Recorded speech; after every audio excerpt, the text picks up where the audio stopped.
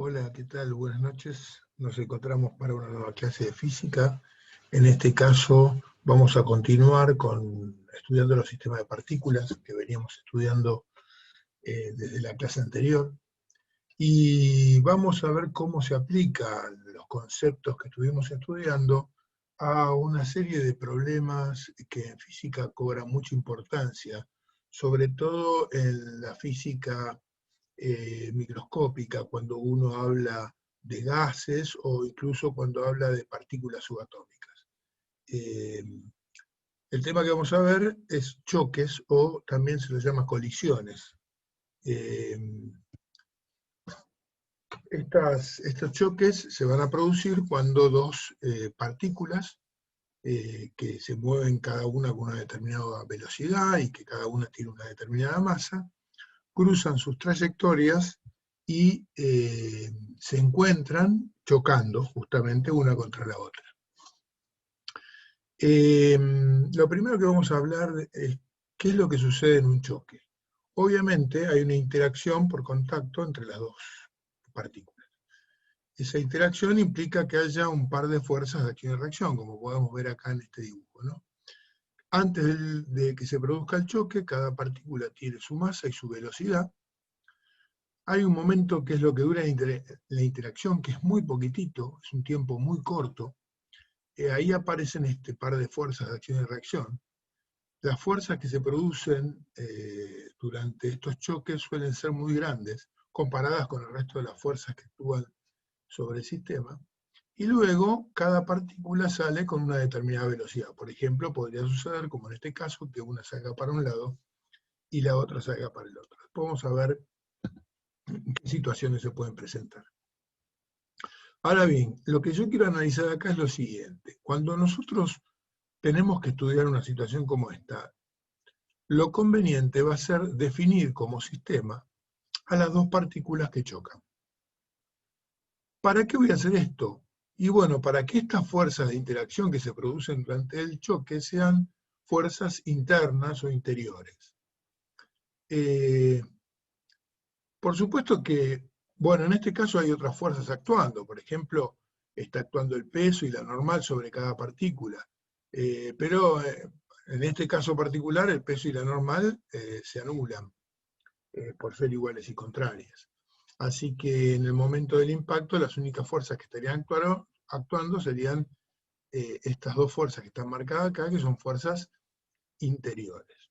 Y si son fuerzas interiores, tenemos claro de que el impulso de las fuerzas interiores no hace cambiar la cantidad de movimiento del sistema. Tiene que haber impulso de fuerzas exteriores para que cambie. Con lo cual, en este caso, la cantidad de movimiento que tendría este sistema antes de chocar tendría que ser igual a la cantidad de movimiento que tiene el sistema después de que choca.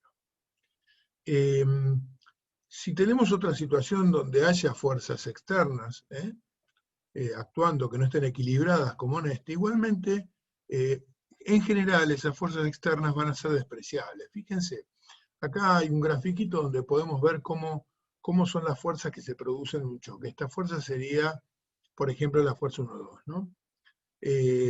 No tenemos fuerza mientras que los cuerpos nos estén tocando, y el intervalo de tiempo que dura el choque es muy pequeño, pero allí pega un salto muy grande, se produce una fuerza muy intensa, como podemos ver, que rápidamente desaparece. Esta fuerza, como decíamos antes, es más grande generalmente que cualquier fuerza exterior. Por ejemplo, si yo tengo dos piedras o dos cuerpos que se chocan en el aire, y las tiro así para arriba y se chocan, vos me podés decir, bueno, pero antes del choque y después del choque, además de las fuerzas interiores que se ejercen las piedras, tengo el peso de cada piedra. Y el peso de cada piedra son fuerzas exteriores. Sí, claro, pero si yo considero un instante inmediatamente anterior al choque y un instante inmediatamente posterior, el impulso de estas fuerzas es despreciable frente al impulso que se van a ejercer las fuerzas del choque.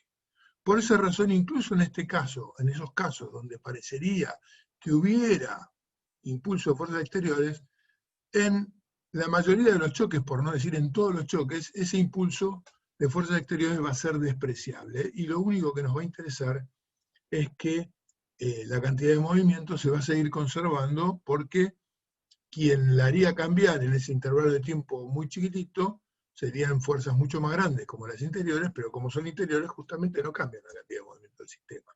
Sí va a cambiar la cantidad de movimiento de cada partícula, porque esas fuerzas van a hacer cambiar la cantidad de movimiento de cada partícula. Y ese cambio puede ser muy notable en cada una de ellas. Sin embargo, la del sistema, la cantidad de movimiento del sistema va a permanecer constante. Y esto es algo que se va a cumplir para todos los choques que nosotros vamos a estudiar. Básicamente nosotros vamos a clasificar los choques en 3 tipos. Choque plástico, choque elástico y choque inelástico, como podemos ver en esta pantalla. El choque plástico es el más sencillo de resolver, y ya vamos a ver por qué.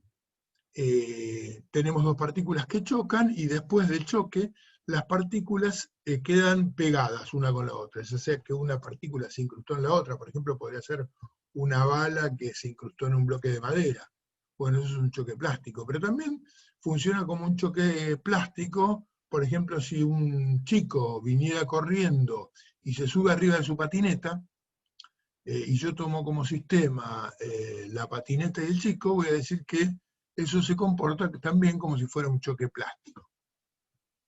La característica fundamental de este choque es que las velocidades finales de las 2 partículas que chocan son iguales, como podemos ver acá. Claro, estas fuerzas interiores, en el caso de los cuerpos plásticos, justamente van a ser de fuerzas de tipo no conservativas, porque ya sabemos que las fuerzas conservativas son las fuerzas elásticas y la fuerza de gravedad. Pero en este caso, la fuerza no es ninguna de las dos, porque el cuerpo es plástico, no ejerce fuerzas elásticas. El cuerpo plástico tiene que ser así, porque para que se incruste uno en el otro, tiene que haber deformación permanente. Entonces, claramente, las fuerzas no son conservativas. Y eso va a hacer que la energía mecánica, fundamentalmente la energía cinética, que es la que tienen las 2 partículas en cuestión justo antes y después del choque, no va a ser la misma. Como vemos acá, las energías cinéticas inicial y final del sistema no van a ser iguales. Pero sí, claramente, como acabamos de ver recién, debido a que las fuerzas que se producen en este choque, como cualquier otro, son interiores, la cantidad de movimiento inicial del sistema tiene que ser igual a la cantidad de movimiento final.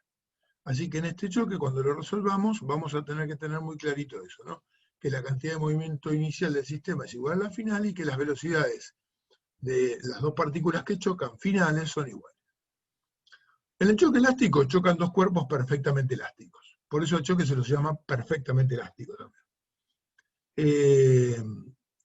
Obviamente que si es perfectamente elástico no hay deformación permanente, no puede quedar uno incrustado en el otro, los cuerpos rebotan uno contra el otro y cada uno sale por su lado.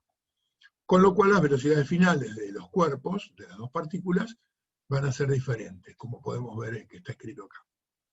Ahora bien, como son cuerpos elásticos y las fuerzas de interacción fueron fuerzas elásticas, además de ser fuerzas interiores, son fuerzas conservativas. Y entonces eso va a hacer que se conserve la energía mecánica. Básicamente la energía mecánica que va a caracterizar estas partículas va a ser la energía cinética. Porque en el lugar que chocan están a una determinada altura los 2 cuerpos, y como toma un instante inmediatamente antes y un inmediatamente después, el cambio de energía potencial gravitatoria no va a ser tenido en cuenta, porque es despreciable. Las energías cinéticas inicial y final de ambas partículas van a ser iguales. ¿Qué quiero decir ambas partículas? Del sistema, el sistema conformado por las 2. Ya vimos que las energías cinéticas de un sistema de partículas se obtiene sumando la energía cinética de cada partícula. O sea que esto me está diciendo que la suma de las energías cinéticas antes del choque, inmediatamente, siempre nos referimos a un instante inmediatamente anterior al choque, y la energía cinética en un instante inmediatamente posterior al choque van a ser iguales, del sistema. Y bueno, y sigue cumpliéndose que como las fuerzas del choque son interiores, entonces se conserva la cantidad de movimiento inicial del sistema va a ser igual a la cantidad de movimiento final del sistema. Y por último, el tercer choque que vamos a ver es el choque inelástico, que es un choque intermedio. Es un choque donde los cuerpos se deforman permanentemente, con lo cual lo que va a suceder es que al haber deformación permanente, las fuerzas que actúan son fuerzas de tipo no conservativas, con lo cual no se va a conservar la energía, pero en este caso, a diferencia del choque plástico, después de chocar, pese a que se deformaron, cada cuerpo sale por su lado, o sea que las velocidades finales de las partículas que chocaron no van a ser iguales, y además no se va a conservar la energía cinética del sistema, porque hubo trabajo de fuerzas no conservativas. Sí, lo que va a pasar es que se va a seguir conservando la cantidad de movimiento, porque en los choques, en cualquier choque, siempre se conserva la cantidad de movimiento.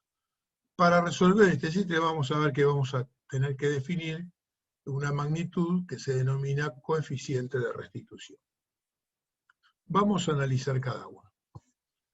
Bueno, primero vamos a ver cómo se solucionaría una situación donde haya un choque plástico central en una dimensión. Es decir, hay dos partículas que se mueven en una única dimensión y chocan centralmente. Por lo tanto, se van a mantener moviéndose en una misma dimensión. Acá tenemos una pequeña animación que nos mostraría la situación. Fíjense, acá tenemos que la partícula de masa m1 tiene una velocidad de v1, que se estaría moviendo después sobre esta superficie. Además tenemos dibujados acá el peso de la partícula 1 y la normal que actúa sobre la partícula 1. En este caso el peso y la normal se anulan entre sí, por lo tanto, obviamente no pueden hacer que cambie la cantidad de movimiento del sistema. Lo mismo pasa con el peso 2 y la normal 2. Cada una de las partículas tiene una velocidad, en este caso yo las dibujé así que se mueven en sentido contrario, pero podrían haber sido en el mismo sentido y que la que venga por atrás, digamos, venga más rápido, alcance a la otra y la choque. Es un caso. ¿Está bien? Bueno, ahí tenemos las partículas que chocan y después de chocar, fíjense, el sistema, en este caso yo puse que se terminaba moviendo hacia la derecha. Vamos a ver que eso va a depender de las masas y las velocidades de cada partícula. Bueno, por supuesto que siempre que tengamos que resolver un problema como este, vamos a necesitar indicar un sistema de coordenadas. Yo acá coloqué un sistema de coordenadas cartesiano, donde el eje X positivo está dirigido hacia la derecha. Bueno, después de chocar, entonces el sistema va a tener una única velocidad final, como está dibujado acá.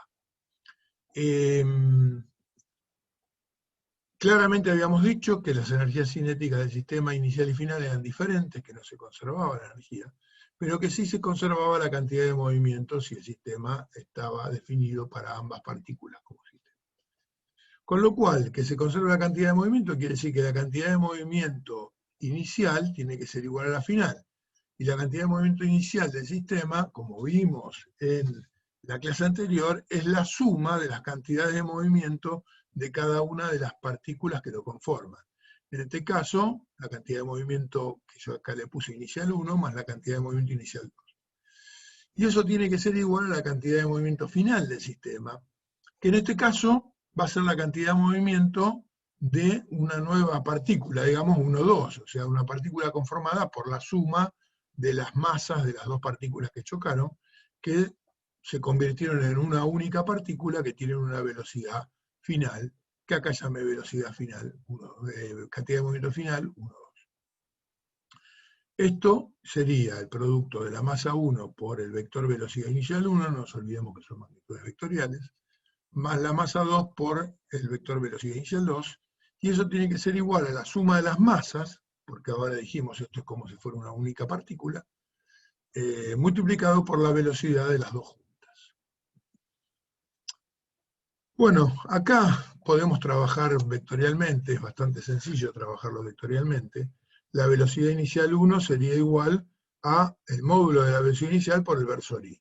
Y en el caso del ejemplo que yo estoy dando, la velocidad inicial 2, el vector, sería el módulo de la velocidad inicial 2 por el versor menos i, porque inicialmente la masa 2 se dirigía hacia la izquierda. Si reemplazo en la ecuación que acabamos de desarrollar, me queda masa 1 por módulo de velocidad inicial 1 en I, más masa 2 por módulo de velocidad inicial 2 en menos I, igual a la masa 1 más la masa 2 por la velocidad final. De acá despejo la velocidad final, 1, 2, y obtengo la siguiente expresión. Tengan en cuenta de que en este caso particular yo había considerado que la masa 2 se dirigía hacia la izquierda, pero podría haber sucedido que la masa 2 se dirigía hacia la derecha y la masa 1 viniera de atrás y la chocara, con lo cual lo que me cambiaría acá es que en lugar de tener versor menos I, la velocidad inicial 2, estaría en I también. O sea que acá me hubiera quedado un más. También podría haber sucedido que las dos se movieran hacia la izquierda y que yo por alguna razón igualmente tomara el sistema de coordenadas positivo hacia la derecha, y entonces ambas hubieran tenido velocidades con sentidos negativos, es decir, dirigidas en el sentido de los versores menos I. Como pueden ver, es bastante sencilla esta solución. Vamos a ver cómo se soluciona el choque central elástico en una dimensión, es decir, son dos partículas que se mueven en la misma dirección y chocan centralmente, de manera que después del choque también las direcciones en que se mueven son las mismas que las que tenían antes. Es decir, en este caso se movían en dirección del eje X, chocan centralmente y entonces finalmente se van a mover también en dirección del eje X. Fíjense que la situación del dibujo es parecida a la anterior. Están los pesos y las normales que se anulan entre ellas, y tenemos las velocidades iniciales 1 y 2, que en este caso también las dibujé de sentido opuesto, pero como dije antes, podrían haber ido en el mismo sentido. Fíjense cómo sería la situación esta, ¿no? Las partículas chocarían, y después de chocar, cada partícula se movería. En este caso, yo también dibujé en sentido contrario. No siempre es así. Podría ser que una de las partículas tuviera, por ejemplo, mucho más masa que la otra, y después de chocarla siguiera en el mismo sentido en que venía, nada más que al chocar se hubiera frenado un poco. Es decir, las situaciones pueden ser múltiples. Yo dibujé una situación posible. En el choque elástico habíamos dicho antes que se conservaba la energía cinética del sistema y se conservaba la cantidad de movimiento del sistema. Esto implica plantear que la energía cinética inicial del sistema es igual a la energía cinética final del sistema, y lo mismo para la cantidad de movimiento. Las energías cinéticas de los sistemas, ya habíamos visto, de partículas, ¿no? Habíamos visto que se obtenía como la suma de la energía cinética de cada partícula. Por lo tanto, si yo quiero calcular la energía cinética inicial del sistema, sumo 1/2 de la masa 1 por la velocidad inicial 1 al cuadrado, más 1/2 de la masa 2 por la velocidad inicial 2 al cuadrado. Y la energía cinética final del sistema es 1/2 de la masa 1 por la velocidad final 1 al cuadrado, más 1/2 de la masa 2 por la velocidad final 2 al cuadrado. Bueno, en estas ecuaciones, fíjense, los 1/2 los puedo cancelar. Las velocidades acá, fíjense que no son vectores, porque como están elevados al cuadrado, ya directamente son los módulos elevados al cuadrado. Ya se me transforma en una ecuación escalar. Y la cuestión va a ser resolver un sistema, porque acá fíjense que tenemos dos incógnitas, ¿no? Tenemos como incógnita la velocidad final 1 y la velocidad final 2. Ven que es más complejo la resolución que el choque plástico, porque en el choque plástico teníamos la suerte de que la velocidad final era una sola, es decir, que con una ecuación no se alcanzaba la ecuación de la cantidad de movimiento, porque teníamos una única incógnita. Acá la cosa va a requerir de que trabajemos un poco más en la matemática, porque fíjense que tenemos dos incógnitas. Por lo tanto, junto con esta ecuación de energía, vamos a tener que usar la de la cantidad de movimiento, que va a tener las mismas incógnitas, las velocidades finales 1 y 2, con lo cual va a ser un sistema de ecuaciones que vamos a poder resolver. Con un inconveniente. Fíjense, acá las velocidades finales están elevadas al cuadrado, o sea, las incógnitas están elevadas al cuadrado. O sea que esto hace que la ecuación sea una ecuación no lineal. Y resolver un sistema de ecuaciones no lineal puede dar un laburito.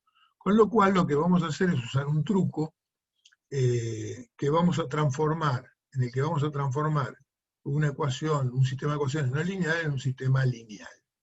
Este truco hay que verlo alguna vez, por eso lo vamos a ver acá en este video.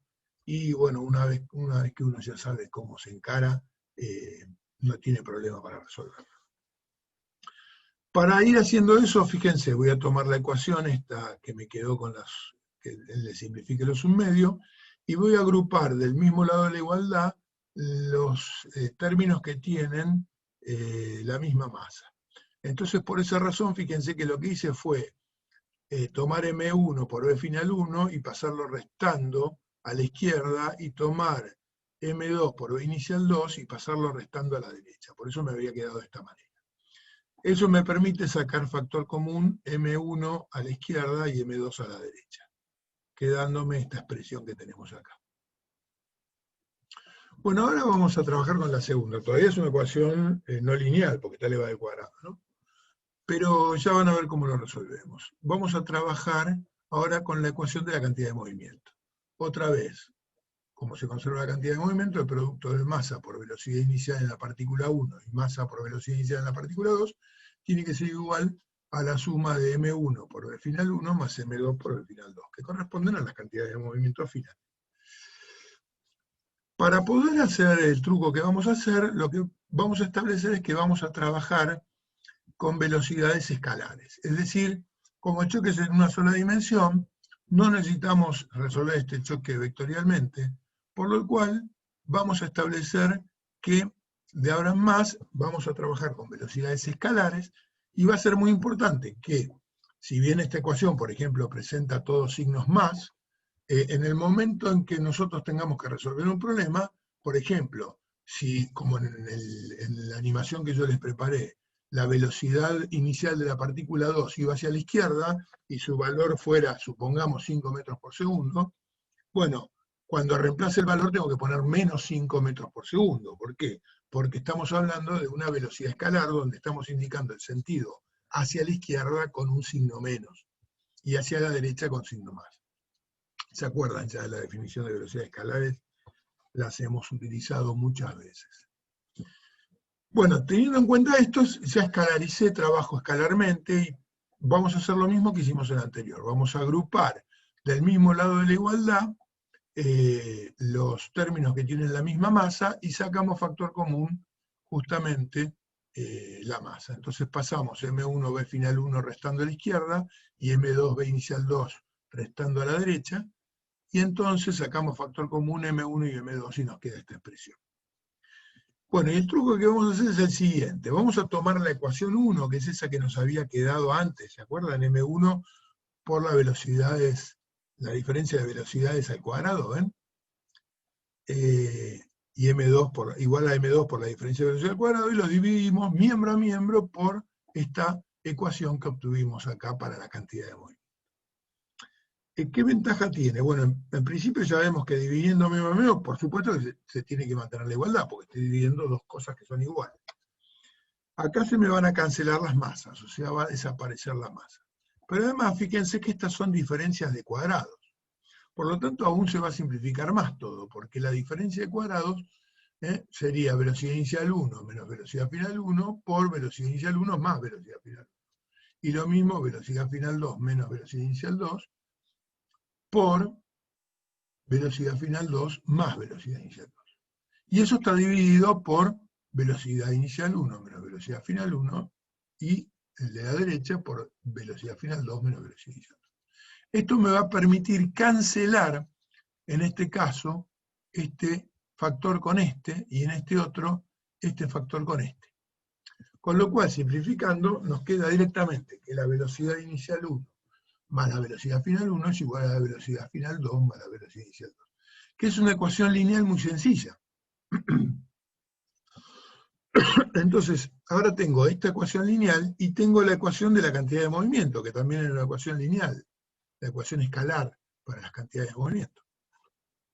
Con lo cual, este sistema de ecuaciones es el que a mí me va a permitir resolver los choques elásticos. Es un sistema muy simple y muy fácil, porque si yo conozco, por ejemplo, la velocidad inicial 1 y la velocidad inicial 2, simplemente despejo de esta expresión la velocidad final 1, la sustituyo en esta otra ecuación, y de ahí me queda como única incógnita la velocidad final 2, que será muy fácil de despejar y resolver. Es muy importante, como dice acá, que no nos olvidemos que estamos hablando de velocidades escalares en esta resolución. Es decir, es muy importante tener presente el signo de la velocidad que indica el sentido en el momento de reemplazar los valores en las ecuaciones. Es decir, cuando escribamos los datos no nos olvidemos de poner qué velocidad tiene sentido positivo y qué velocidad tiene sentido negativo. Bueno, ¿cómo resolvemos el choque inelástico? Por ejemplo, acá tenemos dos partículas que chocan y después de chocar, cada una continúa con su velocidad, pero el choque es un choque inelástico. Entonces, para poder resolverlo, lo que vamos a hacer es definir algo que se llama coeficiente de restitución. Imagínense que tenemos una pelotita de tenis.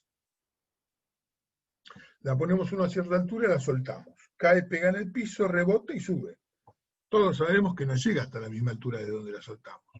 Eso sucede porque el choque es inelástico. La pelotita no es un cuerpo perfectamente elástico, y la Tierra tampoco. Y entonces hay parte de la energía que se pierde. La energía en los choques en realidad no se pierde, se transforma en una forma de energía que no es mecánica, que es el calor o energía térmica, ¿sí? Los cuerpos al chocar se calientan, por ejemplo. Eso quiere decir que si no llegó hasta la misma altura, la velocidad con que la pelotita pegó en el piso no es la misma que la velocidad con la que salió del piso después de que rebotó. Evidentemente la velocidad con que salió del piso es menor. Es decir, esta velocidad es mayor que esta. Bueno, vamos a definir el coeficiente de restitución utilizando otra vez el concepto de velocidad escalar. Vamos a decir que el coeficiente de restitución, que lo vamos a indicar con esta letra, que es la letra eta, el coeficiente de restitución va a ser igual al cociente entre la velocidad final y la velocidad inicial, escalar, cambiado de signo. Justamente, ¿por qué tenemos que colocar este signo menos acá? Porque yo quiero que este coeficiente sea positivo. Entonces, como la velocidad inicial escalar, en este caso, fíjense, para el sistema de coordenadas que yo utilicé, tendría sentido negativo, y la velocidad escalar final tendría sentido positivo, este cociente me daría negativo. Al ponerle este signo menos, el coeficiente me va a quedar positivo. Con lo cual los coeficientes de restitución son números positivos. Además, como la velocidad final siempre va a ser menor que la inicial, entonces este coeficiente de restitución no va a superar nunca el valor del número 1, en general va a ser menor que 1. Bien. ¿Qué pasa si en lugar de chocar una partícula contra el piso tengo el choque de dos partículas como los problemas que vimos recién? Bueno, lo que nos interesa son las velocidades relativas. Y la velocidad relativa es fácil de calcular porque la velocidad relativa es la diferencia de velocidades. O sea, fíjense, las dos partículas, cada una tiene una velocidad inicial antes de chocar. La velocidad inicial de la partícula 1 está dirigida hacia la derecha, es positiva, en este caso la velocidad escalar. Y la velocidad inicial de la partícula 2 sería negativa en este ejemplo. Bueno, la diferencia entre las velocidades iniciales de una partícula y de la otra va a ser la velocidad relativa de una partícula respecto de la otra. Es decir, es un caso general, porque fíjense acá en el caso particular del primer ejemplo, consideraríamos que la Tierra tenía velocidad cero. Acá no, acá se mueven para nuestro sistema de coordenadas las dos, entonces lo que me interesa es la velocidad relativa entre cada una, que es la diferencia de velocidad. Y lo mismo para después del choque, la diferencia de velocidades me da la velocidad relativa de una partícula respecto a la otra después del choque. Bueno, el coeficiente de restitución en este caso va a ser el cociente entre la velocidad relativa final y la velocidad relativa inicial, cambiado de signo. Fíjense que si el coeficiente de restitución vale 0, para que esta expresión de 0, las velocidades finales 1 y 2 deben ser iguales, porque esto debe ser 0. ¿Sí? Entonces, ¿esto qué significa si las velocidades finales 1 y 2 son iguales? Que el choque es un choque plástico. O sea que el choque plástico sería un caso particular de choque inelástico cuando el coeficiente de restitución vale 0. Si el coeficiente de restitución vale 1, nosotros pusiéramos acá un número 1, de acá podemos despejar esta expresión. Y esta expresión no es otra que la que acabamos de deducir para el choque elástico, que la suma de las velocidades de las partículas, de la partícula 1 antes del choque y después del choque es igual a la suma de las velocidades escaladas de la partícula 2 antes del choque y después del choque. Es decir, que si el coeficiente de restitución es 1, se trata justamente del caso particular del choque elástico. Cuando el coeficiente de restitución está entre 0 y 1, entonces estamos en presencia de un choque inelástico. También se define un coeficiente de restitución para los choques inelásticos que se conoce con el nombre de coeficiente de restitución energético. Se aplica en algunos casos es dato, así que es interesante saber cuál es su definición. Y tiene que ver justamente con las energías cinéticas antes y después del choque. Cada partícula tiene una energía cinética antes de chocar, y cada partícula va a tener una energía cinética después de chocar. Obviamente que si el choque es inelástico, la suma de las energías cinéticas de las partículas, es decir, la energía cinética del sistema, después del choque, va a ser menor que antes del choque. Bueno, se define el coeficiente de restitución energético, lo indicamos con la letra K, como el cociente entre la energía cinética final del sistema y la energía cinética inicial del sistema. Como podemos ver acá, es el cociente entre la suma de las energías cinéticas finales de cada partícula y la suma de las energías cinéticas iniciales de cada partícula. En este caso, en el caso de un choque elástico, como la energía es la misma después del choque que antes del choque, este coeficiente de restitución va a ser 1. Si el choque es plástico o inelástico, este coeficiente energético va a ser menor que 1. Por supuesto que esto tiene aplicaciones. Por ejemplo, este ejemplo que vamos a ver ahora. No sé si conocen este deporte que se ve por televisión cuando hay Juegos Olímpicos de invierno.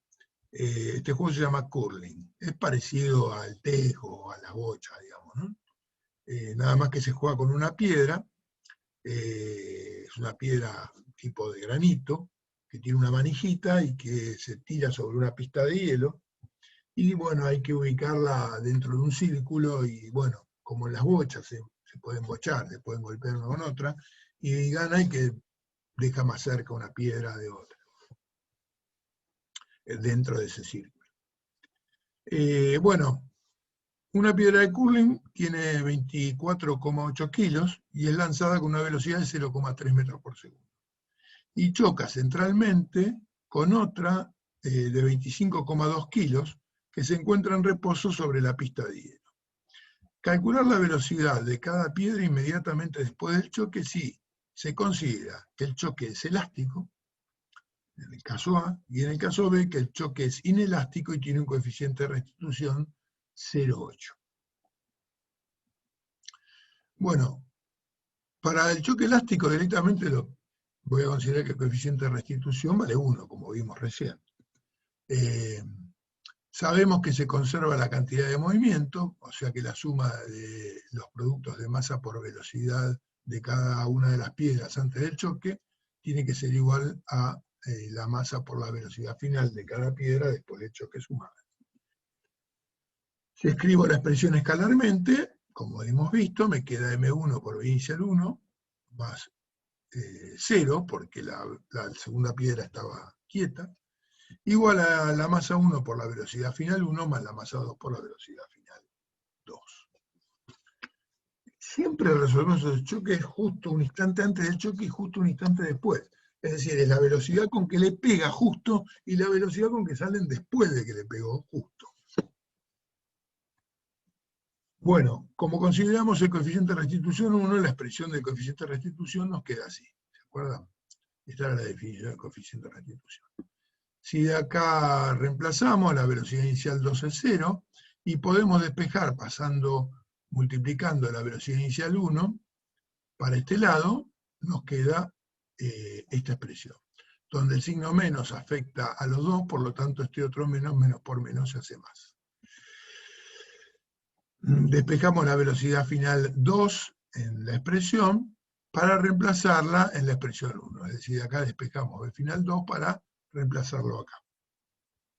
Entonces b final 2 nos queda b final 1 más b inicial 1, y eso lo reemplazamos donde decía b final 2 en la ecuación 1, y entonces me queda m1 por b inicial 1 más 0 igual a m1 por b final 1 más m2 por la suma de estas velocidades.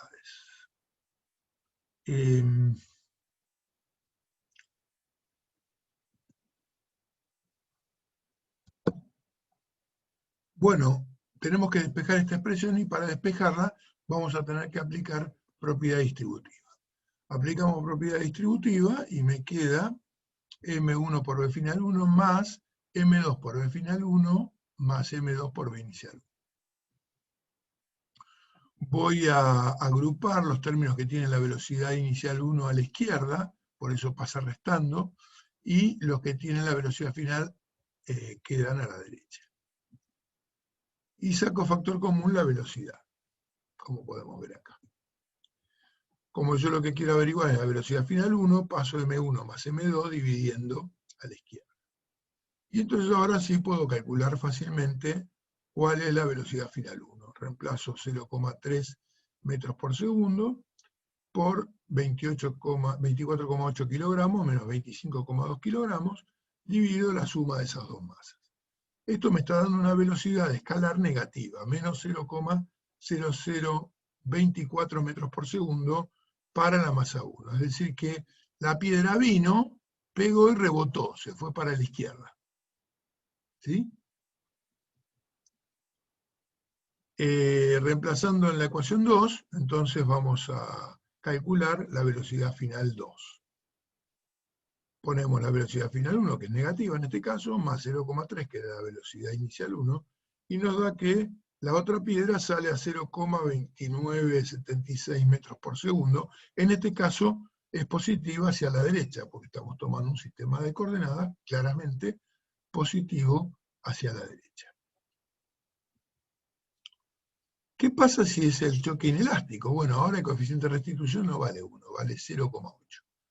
La solución es la misma, usamos la ecuación de la cantidad de movimiento en forma escalar y vamos a reemplazar ahora, ya este coeficiente de restitución no vale 1, sino que vale 0,8. Entonces me queda 0,8 igual a menos la velocidad final 1 menos la velocidad final 2, que es la velocidad relativa, dividido la velocidad inicial 1, menos 0, porque estaba quieta la otra piedra.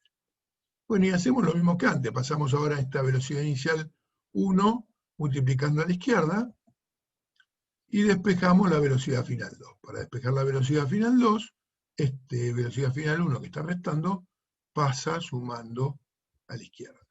Y la escribo en este orden. Ahora, esta expresión la sustituyo en la ecuación 1, igual que hicimos antes, donde dice velocidad final 2, ahora tenemos toda esta expresión. Bueno, para despejarla hacemos lo mismo que antes, aplicamos propiedad distributiva, entonces hacemos m2 por b final 1 y m2 por 0,8 por b inicial 1. Así nos queda esta expresión. Ponemos del mismo lado de igualdad los términos que tienen la velocidad inicial 1 y del otro lado de igualdad los que tienen la velocidad final 1. Sacamos factor común y como lo que nosotros queremos es despejar velocidad final 1, pasamos dividiendo la suma de las masas 1 y 2. Bueno, reemplazamos otra vez, claro, ahora el cambio es que ahora apareció un 0,8 que antes no estaba. Cuando hago esta cuenta, oh sorpresa, miren cómo cambia la situación, ¿no? Ahora que el choque es inelástico. La velocidad final de la piedra 1 es 0,027 y en el mismo sentido en que venía, me da positiva. Es decir, que ahora la choca y la piedra 1 sigue moviéndose en el mismo sentido que venía, no rebota como antes. Se frena nada más. va más lento, porque venía 0,3 y ahora va más lento.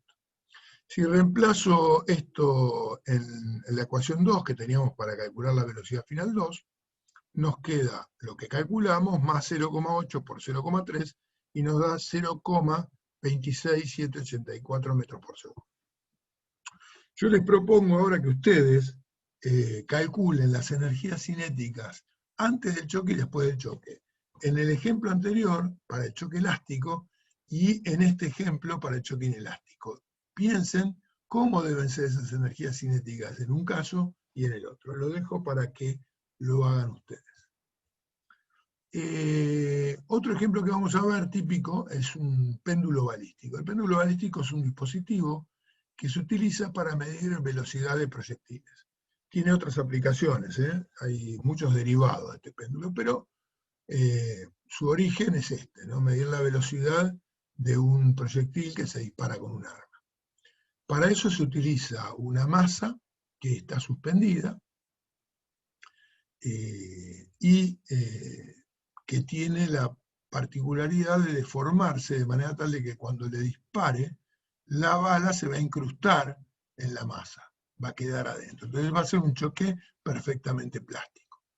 Pero claro, después de que la bala le impacta, el péndulo oscila y va a alcanzar una cierta altura máxima. Por supuesto va a quedar oscilando, pero va a llegar a una cierta altura máxima. Y esto, midiendo la altura a la que llega, nos va a permitir calcular la velocidad que tenía el proyectil. Para resolver este problema, vamos a dividirlo en dos partes. Una primera parte que corresponde al choque. Es un choque plástico, porque la bala queda incrustada, y voy a considerar qué sucede inmediatamente antes del choque e inmediatamente después del choque. Mientras que la segunda parte del problema va a ser un problema energético, porque una vez que la bala se incrustó en el bloque, el conjunto bala-bloque lo voy a considerar como una única masa que va a oscilar y va a ir cambiando su energía cinética en energía potencia gravitatoria. A la primera parte la voy a llamar al instante inmediatamente antes del choque, instante A. Y al instante inmediatamente posterior al choque lo voy a llamar instante B. Mientras que para la segunda parte, al instante inmediatamente posterior al choque, donde la masa 2 y la masa 1 están juntas, y juntas tienen una velocidad, va a ser el instante B, mientras que cuando el péndulo ascienda y llegue al punto de altura máxima, lo voy a llamar instante C. Es claro que si despreciamos el rozamiento contra el aire, de B a C va a haber conservación de la energía mecánica, porque las únicas fuerzas que van a estar actuando en este caso van a ser el peso, que es una fuerza conservativa, y la tensión del hilo en que están sumergidos, que se mantiene normal al desplazamiento, con lo cual no realizan trabajo. Entonces, entre el instante A y el B voy a plantear el choque plástico y decir que se conserva la cantidad de movimiento. Eso es lo que hacemos acá. Entonces voy a decir que la cantidad de movimiento en el instante A es igual a la cantidad de movimiento en el instante B. Esto es la masa 1 por la velocidad 1A, es igual a la suma de las masas, porque después del impacto quedan juntos, por la velocidad que tuvieron los dos cuerpos, la partícula, el proyectil y el péndulo, que llamo velocidad 1,2B. Despejando de acá, la velocidad 1A va a ser igual a la suma de las masas por la velocidad 1,2B sobre la masa M1. Vamos a expresar en forma escalar, ya tomamos hacia la derecha el sentido positivo de las X, con lo cual vamos a decir que escalarmente la ecuación sería esta que tenemos escrita acá. Donde yo, para poder averiguar la velocidad 1A, que sería la velocidad del proyectil, de alguna manera tengo que calcular la velocidad 1,2B. Y eso es lo que vamos a hacer energéticamente. Entre B y C dijimos, no hay trabajo de fuerzas no conservativas. Por lo tanto, la energía mecánica permanece constante. La energía mecánica en B tiene que ser igual a la energía mecánica en C. La energía mecánica en B es solo cinética, si tomo como cero de altura, es justamente la posición en B. Con lo cual es un medio de la suma de las masas, m1 más m2, por la velocidad 1, 2b al cuadrado. Mientras que cuando llegue a la posición C, toda esa energía será potencia gravitatoria. Por lo tanto, es la suma de las masas por G por H en C. Cancelo las masas, la suma de las masas, y me queda que la velocidad 1, 2b es igual a la raíz cuadrada de 2 por G por H. Si reemplazo en la ecuación 1, ¿se acuerdan que acá teníamos la velocidad 1, 2 en B? Simplemente acá hay que poner la raíz de 2GH, y entonces, midiendo la altura C y sabiendo la masa de la bala y la masa del péndulo, puedo calcular la velocidad de la bala. Este dispositivo entonces es muy utilizado, se conoce con el nombre de péndulo balístico. Con esto llegamos al final de la clase de choque, espero que les haya servido, espero que se hayan entendido, pueden verla todas las veces que quieran, y cualquier duda lo vemos en la clase en videoconferencia.